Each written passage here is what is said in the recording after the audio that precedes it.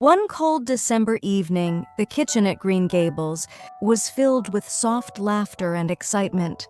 Anne and her friends were practicing for the upcoming Christmas play, their voices echoing through the warm, fire-lit room.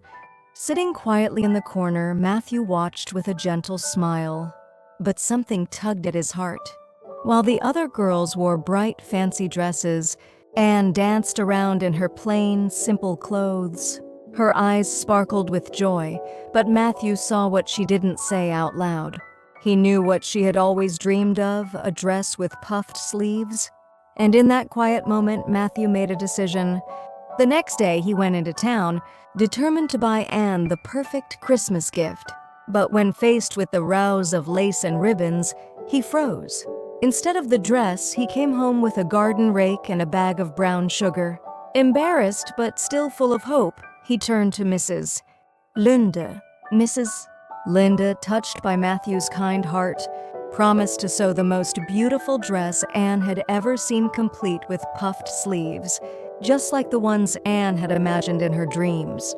On Christmas morning, Anne opened the package with trembling hands. The moment her eyes landed on the dress, she gasped. It's the most beautiful thing in the world," she whispered, tears shining in her eyes. That evening, Diana gifted her a pair of delicate slippers. Dressed in her lovely gown and new shoes, Anne felt like she had stepped into a fairy tale. At the Christmas concert, she shone on stage, her voice clear and full of confidence.